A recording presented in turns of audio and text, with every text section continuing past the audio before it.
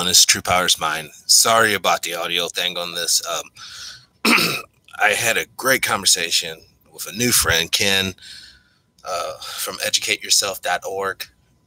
He is on Bill Cooper level of intelligence. I just want to share this with you guys tonight, and I hope you enjoy. Hopefully, we can get Ken on. Maybe for 15 minutes. He can't talk that long, but I'm going to try to build this friendship so that I just can get him on live. But this is a show of his. But I'm just overwhelmed. This is a lot. It takes a lot to get me overwhelmed, and this most certainly does. This is a show of him and Mr. I wrote it down, but Don Nicoloff. So without further ado, here it is. The Eastern time zone, that's what the date is. Some of you are still on the 29th. I'll probably repeat this statement ad nauseum from here on out through the run of my show. We have a great guest with us tonight. Before I introduce him, I want to reiterate something that I spoke of on my inaugural show, my opening night, which was Monday or Tuesday morning, depending on your time zone. And I described in a kind of a convoluted fashion, because I was all over the place talking about the different things that I research and how I got into this and what my background is and what's going on. It was kind of a stream of consciousness broadcast, but I did promise that we would bring researchers, we would bring truth seekers onto the show. And also I said that we are going to talk about some pretty nasty things from time to time, not with the intention of putting out the fear. We have enough of that through the mainstream media, what we call fear mongering, and through government channels we have the same thing, and through the secret societies and the corporations that they enlist to carry out their dirty deeds. And the general premise, at least my philosophy, is based upon we're going to change things and create a better situation out of a new paradigm that we create. Then we need to at least understand what it is we're changing or what we are leaving. And the false history that we've been taught is definitely center and crucial to understanding the reality of the world and our true nature. And so we are going to, from show to show, bring experts in their field to share with you, the listeners, their personal experiences. That said, we would hope that you would do your own research. You're going to hear things from time to time that are just mind-blowing, mind-shattering stuff. We don't want to blow you out of the water on the first go-around. We want to open your minds, open your hearts, and let's say ignite that flame, maybe be the spark that ignites the flame of creativity so that you do discover yourself and you do eventually discover the truth. Now, our goal on this show is to bring you the truth, and the truth at any cost, really. The fear that some people have in exposing certain things that are really dangerous to expose is the reason why we don't always arrive at the whole truth. We get watercolored images, or we see sometimes it's referred to as rose-colored glasses, the truth through rose-colored glasses. We only see the good things, or we see the things that we choose to see, and we ignore the things that are important to help our fellow man break out of that control system. My personal belief, and that of many of my guests, is that we must discuss these things, we must examine them, but ultimately we will search for solutions. Tonight we are going to solicit some calls from the listening audience. You are going to want to talk with tonight's guest, I'm sure. He's got a lot of experience. So I want to give out the toll-free numbers first, and get a pen and paper or a pencil and write these down if you don't already have them. Area code 877-876-5227 in the USA only. In the USA and Canada, you can call toll-free 888-815-9756. Again, that's the USA and Canada. Or you can call us on our direct line, area code 530-876-3222. And with that, I'd like to bring tonight's special guest on board, Evident Footprints, and he has a absolutely fantastic website. I discovered this website several years ago. To my detriment, I failed to contact this gentleman up until maybe about 5 months ago. And actually, he contacted me first. He had read something that I had published, and we struck up a conversation. And I see in this gentleman many qualities that I recognize in myself in terms of research, in terms of approach, in terms of spirituality, in terms of his interest, overall interest. I can talk to this man about things for hours and hours on end. He's certainly written about himself, and we just never lose a topic to discuss. He is a wealth of information. I'm sure you're going to enjoy hearing from him. With that, without further ado, welcome to the program tonight, Mr. Ken Adachi. Ken, how are you? Great, Don. Thank you for your generous intro. Well, it's just the truth. If it's generous, that's the nature of the truth. What can I say? This is your first appearance on my show. The last time I had you booked for a show, you had a total blowout of a tire on your car, and you were left in the jungles of the Southern California freeways. So right, it happened on the freeway, and the first time I had a tire blowout, I think I mentioned that to you since I was a much younger person, and all I could do is hobble off the freeway, the tire flat. Fortunately, about a block away, there was a gas station. I had hoped, I still had about 45 to 50 minutes to still make it home in time to do that show. So I had hoped, I said, well, if somebody's there, if I can pay him enough money, maybe he can just repair the tire for me quickly and I can make it. That's what I was hoping. But by the time I actually got there, he said, this can't be repaired. You're going to have to replace it.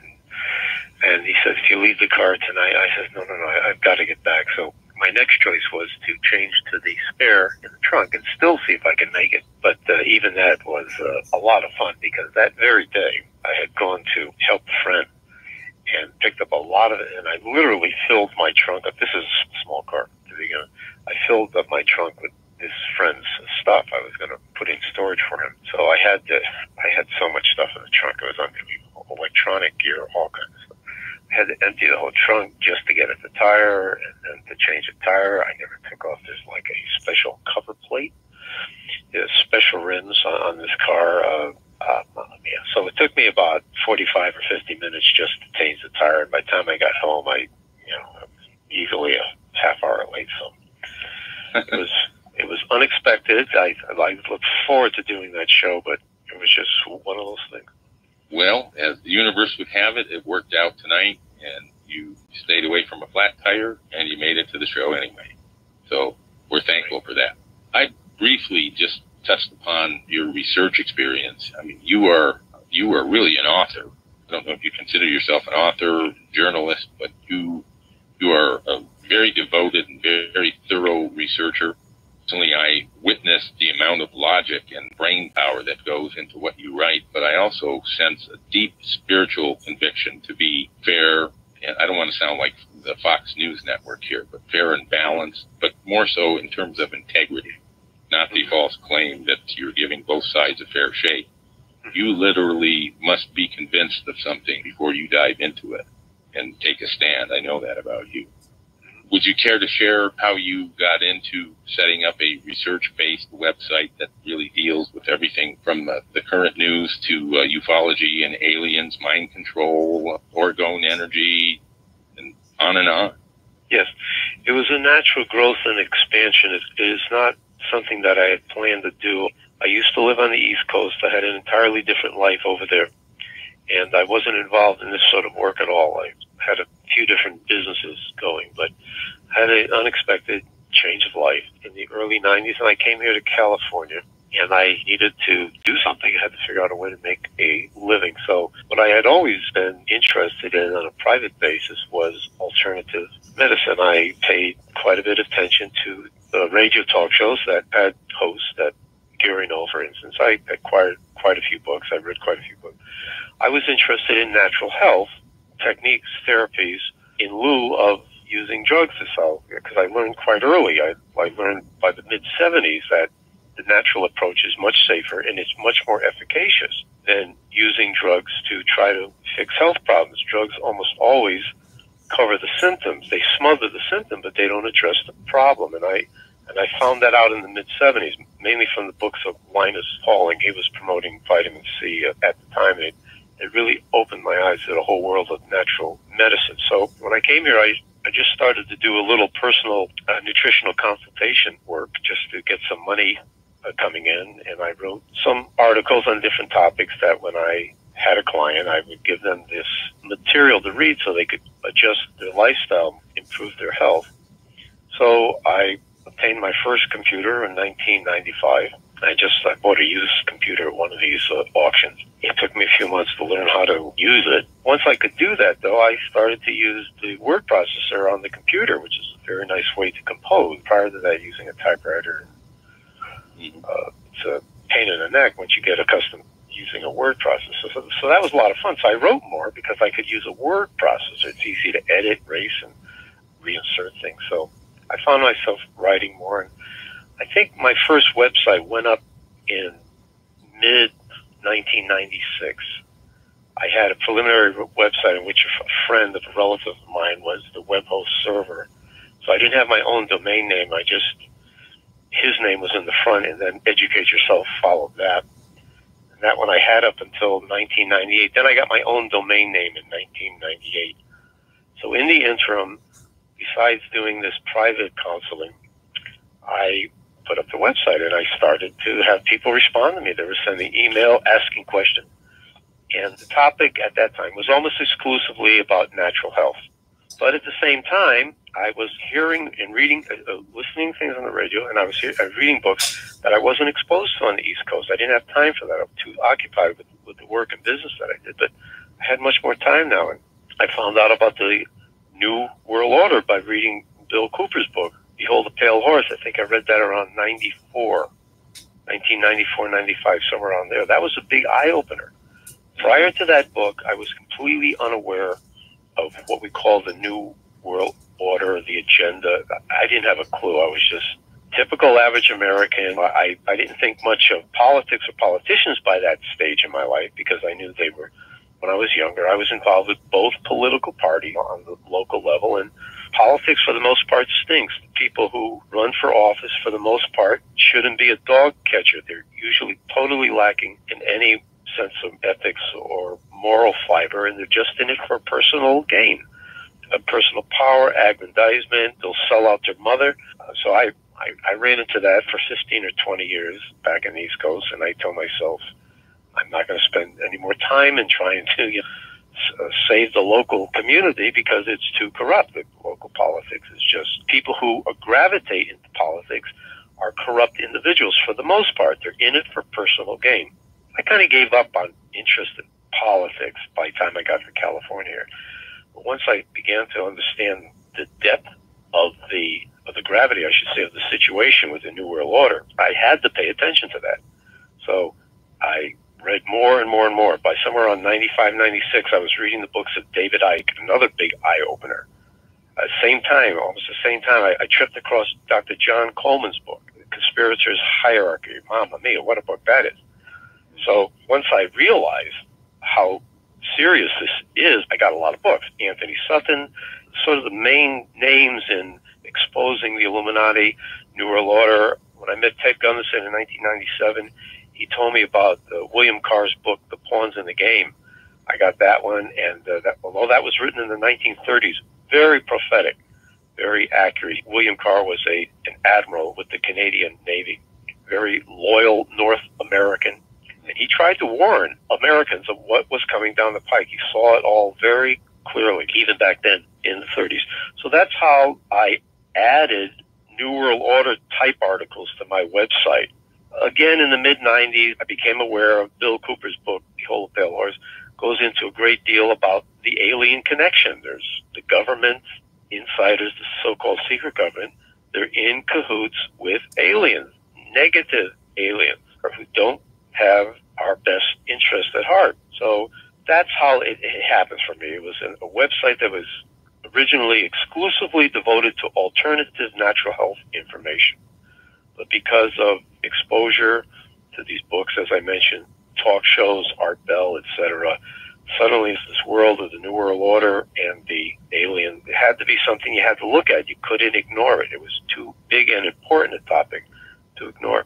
So my website started to include those chapters. I also came to be convinced, again, beginning in the mid-90s, that we were going to experience cataclysmic earth changes. I thought it was going to happen in 2003, and I became very much devoted to reading about that. And that did not happen, thank God. I came to realize in time that I was snookered, that there are a number of individuals and organizations that are trying to convince the public that there is very earth-shattering impending doom just around the corner for us all. I call them the doom and gloomers.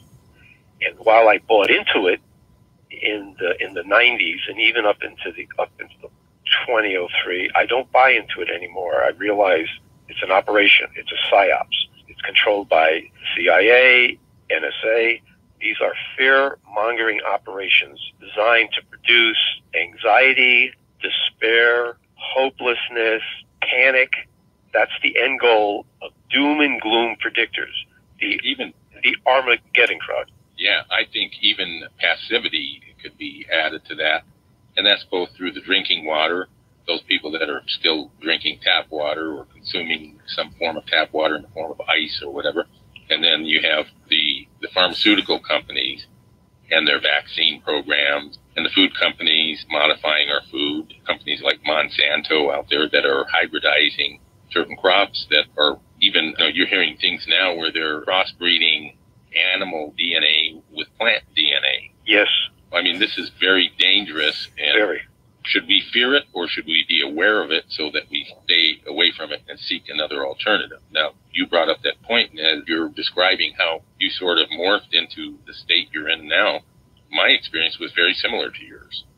I came back home from having spent 10.5 years in California, thoroughly disgusted with the political situation there, back to the good old boy network, hometown level, and I exposed a lot of corruption there. And then I realized that the corruption really had to be, let's say, chopped off at the head. You know what I mean? Yes. And so I began to look at the bigger picture, which I had always been aware of. I'd known about UFOs early on in my life. I was not an abductee, but I had a special dispensation for being able to discern those things, and I still do. I've always honored it, and I've operated out of integrity with it, so my gift has been enhanced. And I've incorporated that into my research. In fact, often the research follows the intuition. Yes.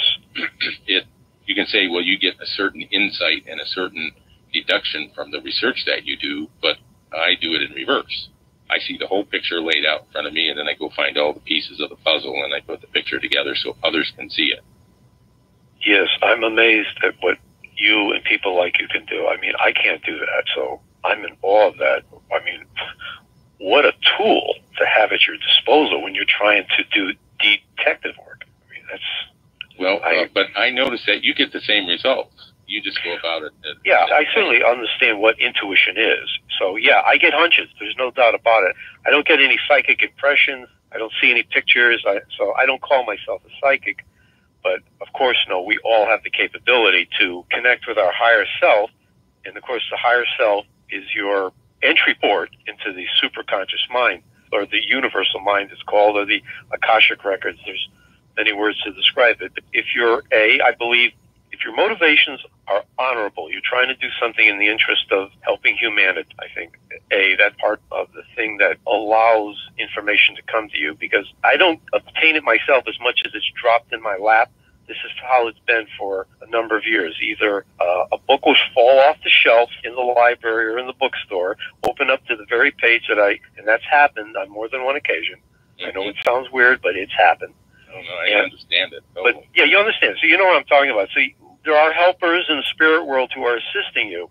So the phone rings, an email comes in, a letter comes in, or you just happen to find this book among 500 or 600 books on the shelf. Let me grab that one. We always have spirit help, nudging us from behind the scenes. So in that sense, yeah, I long ago realized that one is assisted. And I ask for assistance all the time. I no longer think when I find something that I'm looking for is accidental. I just put out a little mental request.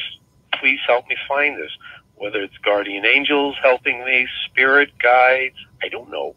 But somebody's helping me. Because if I lose something and I put out a request, I usually find it within 1 minute. I can't lose things, really, although I do absentmindedly misplace things all the time. I just make a little mental note. Would you please help me find this? Usually within 60 seconds, I've got it in my hand. That amazes me. And I had read that in a book many years ago, a book about communicating with your angels, because I attended some classes here in Anaheim at the Learning Light Center a number of years ago to try to increase psychic awareness and so forth. And I had read that. And there was classes about communicating with your spirit guides and all that. And I took a number of them, and I had heard that if you ask for help, you're going to get it. You just be open to it, and the more you communicate, you'll notice that the more the assistance you get. So you sort of open up this channel, and after a while, it's almost like a telephone. I don't hear anything back, but it's a one-way communication, but I'm confident they're hearing me on the other side. So naturally, this applies to anybody. It's not just me or just you. Anybody. We all have spirit guides. We all have helpers if you ask for it. I remind readers of my website frequently, because I often make some comments at the beginning of an article, little mini editorial opinions. And very often when this topic comes up, I'll remind readers, you have to ask. If you want to get help, you just can't hope you'll get it. No, you have to formally ask, because they're waiting for you to ask, because nothing is respected more in the spirit world than free will. And can I ask you a question now? And this is on the basis of your experience and what you're just describing. This is a personal conviction, and I've had this for some time, and it's part of my message, actually, and that's this control paradigm world that we live in, which is an ego-based control system based on illusion.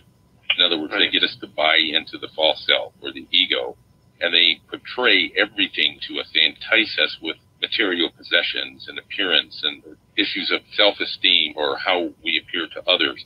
So it's all a mental, physical thing to the detriment of our spiritual awareness, number one. Number two, the thought patterns on the planet are basically either established on a foundation of lies, distortions, omissions, and omissions. There's such a thing as lying by omission. History is a perfect example of that. When I came to that realization that, look, this is what they want us to believe, but none of this is true.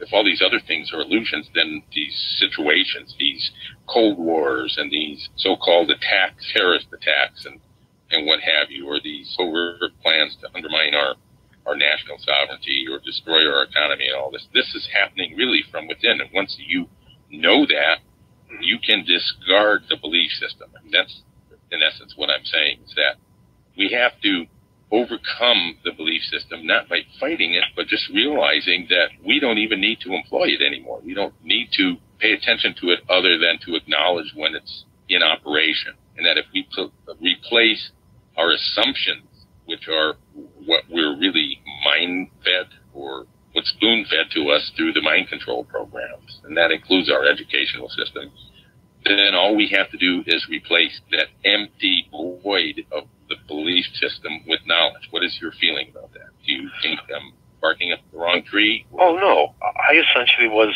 the average American in every sense of the word. When I came here to California, before I was aware of the things that I just mentioned, I was average in every sense. I took my cues, like most people do, from television and from magazines and so forth. When I was younger, I was in the military. I was in Vietnam, and I was gung-ho military. In other words, I had zero objection to the military. I liked that. I enjoyed it. I didn't have a type of job in which I killed people. I don't think I would have wanted to do that. So when I went in, I picked a job that was interesting to me, but I wasn't in a position where I wasn't in a combat position. So that was fine with me because that's the way I wanted it. But I loved the adventure of being in foreign land. So I experienced all that. And at the time, Lyndon Johnson was president, Dean Rusk was Secretary of State. Robert McNamara, Department of Defense. They said things that I thought was true. I thought we were there to prevent a communist takeover of Vietnam. I thought we were the good guys. I thought we were defending these poor South Vietnamese from these nasty Viet Cong invaders who wanted to turn it into a godless, totalitarian communist state. I thought the Gulf of Tonkin really happened. I heard Johnson on TV say it happened. You know, he got on TV, this is what happened, and blah, blah, blah. So I believed everything. When I was at that age in the military, I believed what the government was saying. I had no reason to doubt it. I'd read Time magazine, Newsweek magazine. Those were the two news magazines that I read most of the time. I liked the information. It was well written, thorough analysis. I almost every week I read Newsweek and Time. So that's how I got my view of the world. And I believed what the editor said there. So I bought it all. And when I got out of the service, I came back home, as I said, for 15 or 20 years on a part-time basis. It wasn't my full-time occupation. But I tried to help locally on the political front to try to get better people elected locally. I never ran for office myself, but I tried to help the city that I lived in to improve. Because of that exposure, I came to realize just how rotten local politics is. And if local politics is that bad, I just have to presume state and federal politics are about as rotten. They just have more money to play with, but the same sort of players. You don't find very upstanding people in the political world. And after a while, after a number of years, I just sort of got fed up with these characters that get into public office. So I just gave up on it. It took too much energy. It took too much time. And there was millions of them and only one or two good guys here and there to try to force some conscience on them. It just took too much time, so I just gave up. Now, I think I know the script because of the books that I've read, and this is not news to you, of course, but we're following an agenda. I knew the agenda before September 11, 2001. I fully expected some major event to occur in the country as a pretext to set a series of events to follow. So I turned on TV just about 9 a.m. in the morning on September 11th. That's when I started to watch the news coverage. And I wasn't shocked. I expected it. But this was the day. I mean, who wanted that day to come? I knew it would come. I expected it sometime from 2000 forward that we're going to have one of these big deal event terrorist type deals. Had no idea what it was going to be, but there it was. The evening of September 11th, at that time, I had my website was growing, and I had already established a friendly relationship with Jeff Rentz, at least via email. He had posted a number of my articles by that point. So that very evening, I emailed him. It was maybe 2 in the morning. It was the early morning hours of September 12th, 2001. And I sent him an article, and he sent back a little reply to me. So he, too, was up late. He lives in Oregon. I'm here in California, so the time is close. So I said, okay, he's up late. So since 9/11 just happened, I started to talk to him about it. And I said it was, the buildings came down because of planned demolition. There's no other way they could come down. And Jeff didn't believe it. He said the fuel floated from the plane. It went into the hallways and down to the elevator shafts. And I said, no way, Jeff. We're sending emails back and forth. I said, it can't possibly happen that way. There's no way a single plane could fly into a building that tall, that big, and bring it down. Now, I find people who haven't had much experience in life with making buildings, things, or involved in house construction, or even mechanical work. Some people don't have a mechanical aptitude, and they can't visualize what's necessary for certain mechanical forces to create a change. So you're involved in the building trade. Yes, they have charts you can go to tell you what size joist you have to use and a certain square footage. There's a certain load and for bearing wall and these blah, blah, blah. So I learned all that when I was younger, but I just have an intuitive sense. You can just look at a structure and you know what sort of weight is going to be on the roof or on the second or the third floor. And in your mind, you can sort of gauge the amount of structure that's required to support it. To me, it's easy. Never had a problem visualizing things of a mechanical nature. And I started to repair engines when I was in cars. I was rebuilding engines at 13, 14 years old. Mechanics is easy to me. It's nothing. It's just logic. It's just common sense. So I was telling Jeff, I says, it's just impossible. You can't get enough heat. You can't get enough kerosene, jet fuel. It just can't happen. I said, it was a controlled demolition. Well, he didn't accept that. He says, no, I can't. It's a plain boy. Okay. The very next day, he did a radio interview with a man named Michael Glickman from England, who is a specialist in crop circles. And the first thing he said before he started the interview, they were talking about 9/11. And he said to Michael, "What do you think of this theory some people have that the buildings came down because of planned charges or because of planned demolition?" And Glickman scoffed at that. He thought how ridiculous, how absurd for someone to even suggest that. And I put something along that line on my email, on my website. A few days later, I put up a little blurb alluding to my impression that it was definitely a demolition. The reason I'm telling you all this is that I was not shocked when it happened. I was expecting something to happen because I already knew the script. And it's an inside job if it's a planned demolition. Somebody set charges in that building. They use high-tech weaponry, etc. But the building was bought down through artificial means. It was a big operation. I already knew at that point that we essentially have traitors on the wheels of power in this country. Well, if I can interject something here to support what you're saying, and you may be aware of this or maybe not, but at least for the benefit of the listeners, to support what you're saying, there are many anomalies that are too numerous to consider this anything but a conspiracy. We're not saying conspiracy theory here. Yes, this is correct. Conspiracy. Marvin Bush was part of the company that had the security contract for the World Trade Center, and it expired on 9/11. Larry Silverstein bought a $324 million insurance policy that was to net him for double indemnity because there were two plane attacks.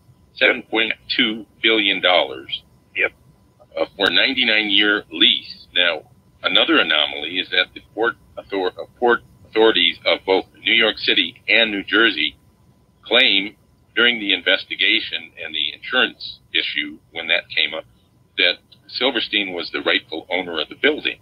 He was leasing. Why would he lease his own building from himself if he owned it? Yeah. The only reason might be some clandestine tax shelter or something.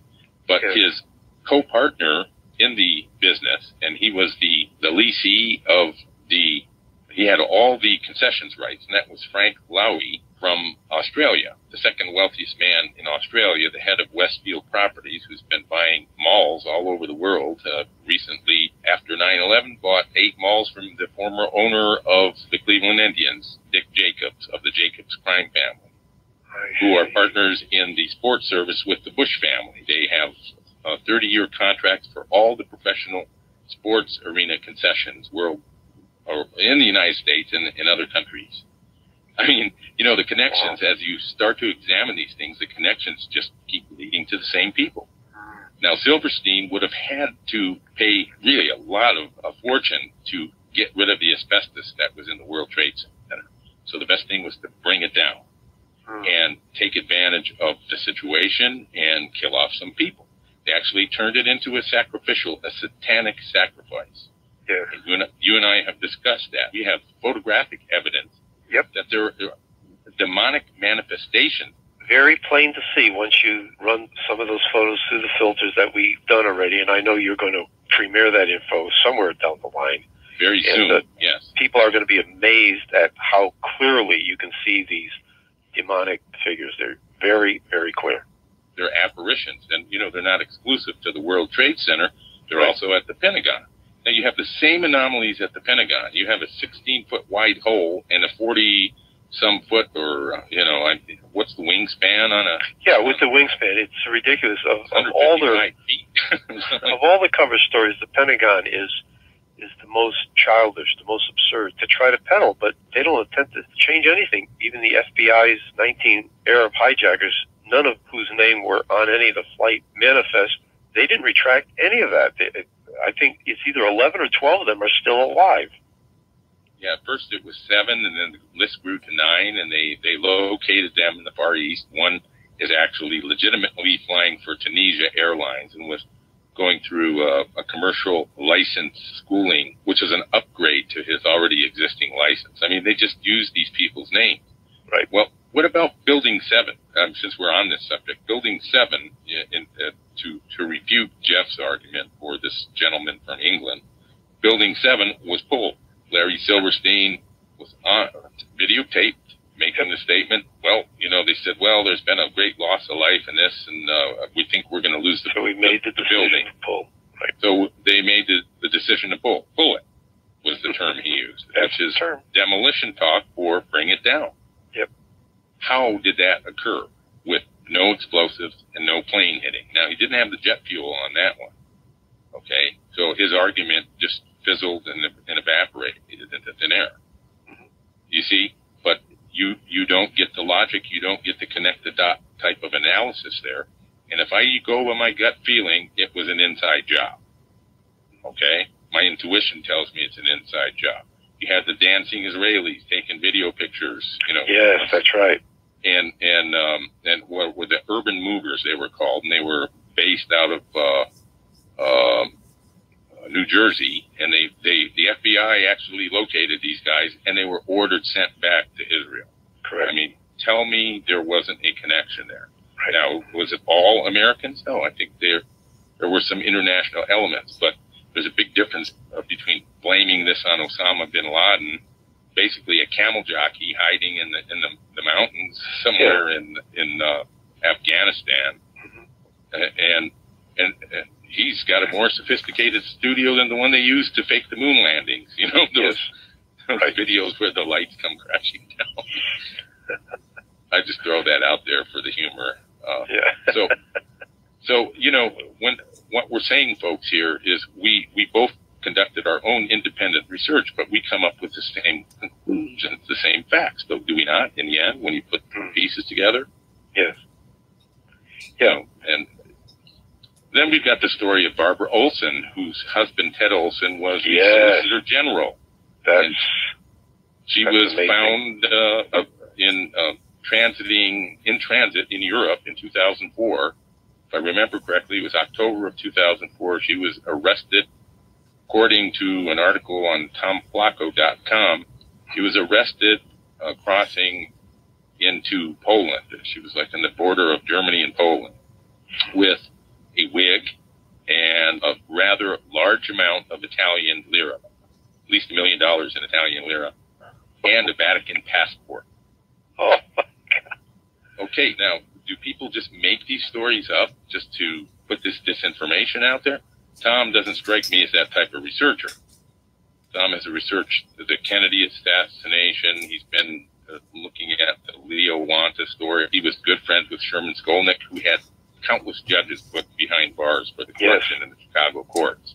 And these are classic researchers, classic writers, and they credit these people left and right. So even if you take what they print with a grain of salt, usually what they talk about comes in the end, it comes through the wash, that they were telling the truth, that it was accurate information. Yeah.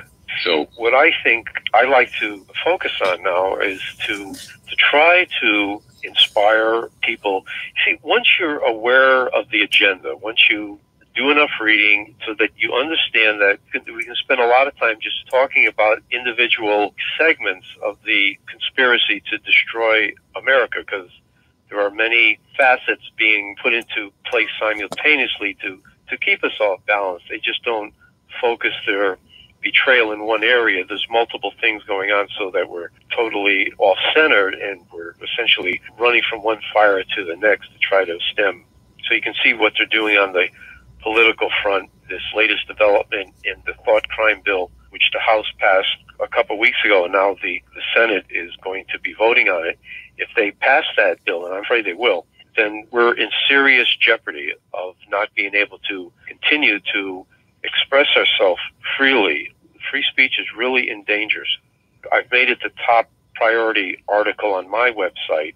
We need a lot of Americans to call, fax, email, send in postcards to their senators, or who count now, and to absolutely tell them not to vote on Senate Bill 1959. There's a longer name for it. Which, I think, isn't it 1955? I thought it was 1959. Maybe I'm wrong, but that's what I'm recalling from the posting that I did on it. But anyway, it's nicknamed the Thought Crime Bill. There's a longer name to it, which I can't recall off the top of my head. That's a very serious loss of constitutional rights there. This is not a minor thing. We've had so far 2 major blows to the Constitution. First was the passage of Patriot 1 and 2.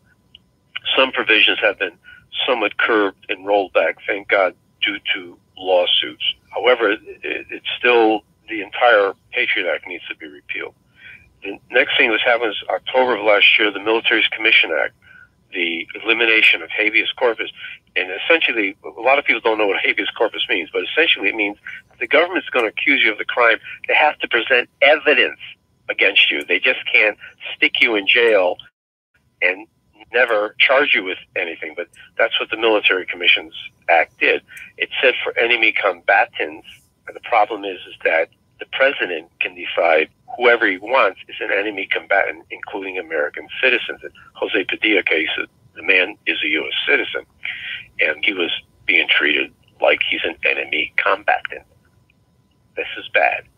But I would say the third major blow to constitutional freedoms is this bill. This is very serious stuff here, because now they can essentially prevent people from... I'm sorry? I'm sorry, I thought you had concluded yours, and I was just asking, wouldn't you consider this type of legislation treasonous? Oh, of course it's treasonous. I mean, anybody who supports a piece of legislation that is a direct refutation or directly confronts any provision of the United States Constitution or the Bill of Rights is committing treason, because when they got elected to office, they put up their right hand and says, I swear to uphold the Constitution. That's what everyone said. And when you break an oath in this country, you're supposed to be indicted. This is serious stuff, but we're accustomed to it now. The vast bulk of people in the U.S. Senate, the House of Representatives, the executive branch are committing treason because they are ramming through bills which are whole or in part in violation of the Constitution. That is the definition of treason. That's why I call them traitors. They are engaging in treason. This is not an overstatement. It's an accurate statement. Now, in essence, what this hate crime bill is targeted to do is to prevent those who are telling the truth from speaking their truth. Oh, yes, right. And it will affect many things. It will affect, first, demonstrations, because in this bill, they use a word called force. Now, of course, the wording of the bill was carefully crafted in such a way so that it's ambiguous to the point that the, quote, the enforcers can decide how they're going to interpret it. That's the best way to ram through poor legislation, is to make the wording muddy, murky, and indeterminate. And that's exactly what they did. So they used the word force, that anyone who engages in a force that is contrary to this or that will be considered a terrorist, and that action a terrorist act. Well, you can call a demonstration a force. Therefore, they can effectively stop demonstrations. You can call comments made on an internet blog site in which someone says something sharp about somebody in the government, perhaps calls them a traitor, or perhaps says they got to be removed from office, got to kick their butt out of office. That can be, in this Orwellian world that we now live in here, that can be interpreted as a threat of force. There is already a blogger, he's from Massachusetts, who's in jail now because of comments made on a blog. Now, we have something called the First Amendment, freedom of speech. The guy should not be in jail. It doesn't matter, I don't know the specifics of what he said on the blog, but we have this Constitution that says it's okay to use speech with some exceptions. You can't yell fire in a theater, that type of thing. But just the expression of words of dislike, etc., it's protected speech. The guy's in jail. Should not be there. But they're passing these unconstitutional hate crime bills to shut people up. And if you don't shut up, you're going to go to jail. We are paving a superhighway straight into a Nazi-style fascist police state. And we're bolting forward on this. I mean, of course, the traders are carrying us forward. It's not something that we, the people, are doing. But you notice how ineffective the electorate is in having any effect on politicians. Yeah. Politicians have no fear of moving forward with these treasonous acts because their loyalty is to power structure who's pulling the strings. Certainly not to the... Ken, I need to interrupt here. We're already run out of time, believe it or not, this time. Yeah, and I thought we were just getting warmed up to get into the real heart of the matter.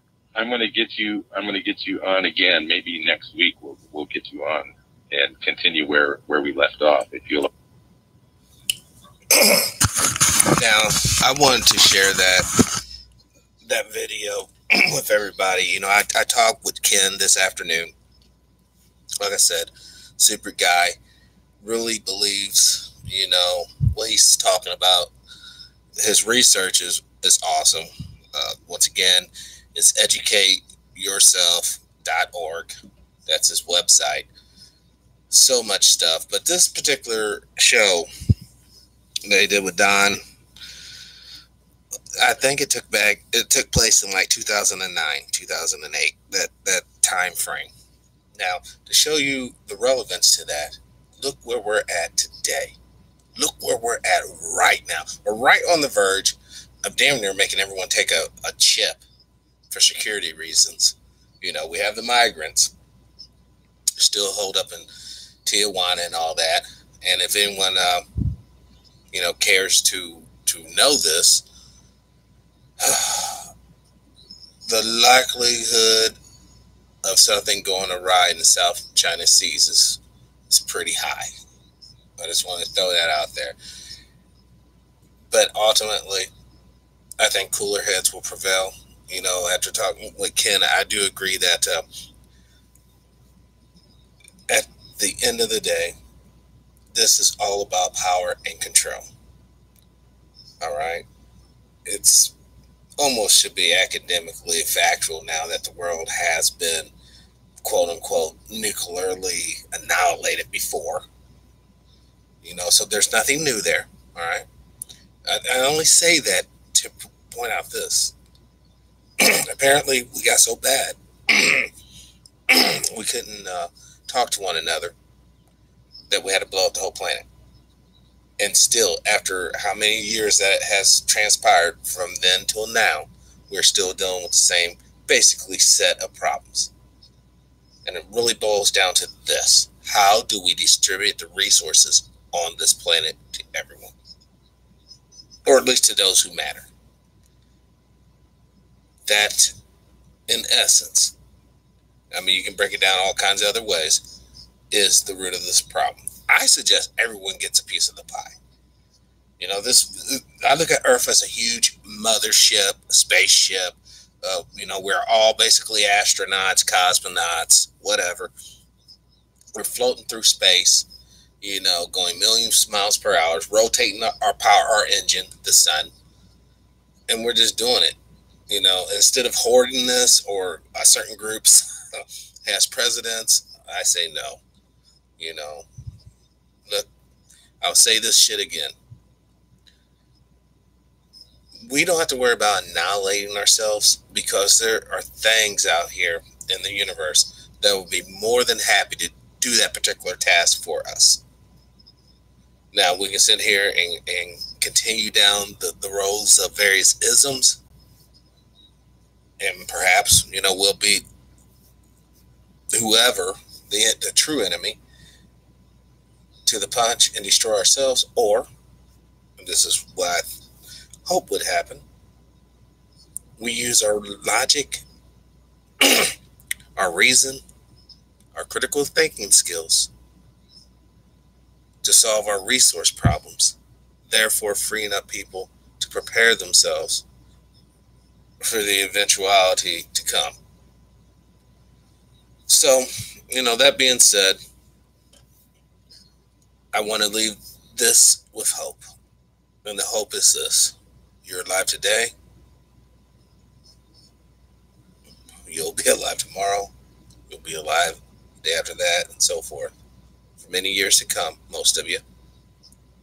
I hope you use your time wisely and you actually put out energies of positive reinforcement, energies of strength, energy of victory, energies of understanding. It just starts with you, and then it spreads. So that's what I have to say tonight. Tomorrow I'm going to do another show. It'll be another Ken's feature. You know, I really dig his information, and I understand the point of view that he's coming from. You know, and I, want to say, hopefully he hears this, that I thank him, for his service. I too had a brother that served in Vietnam, and many other individuals I met in life that served in that particular war. And what the country asked you guys to do was basically unfair. Go down there and kill a bunch of people for rubber tires underneath a pretense lie. But you did your duty. If nothing else, it should teach us that we will have people, and we do have people that are willing to do the duty. Now, as citizens, I ask you to do your duty as well. Ensure that they only fight for the interests of us all, not for the interests of the few that basically oppresses all of us through financial means. But they actually fight, because they'll fight where our leaders tell them to fight. But our leaders should ultimately answer to us and not interest groups and whatnot. And that's where your voting is your power. That's where your voting is your power. So this has been Special Report. Truepowerismine signing off.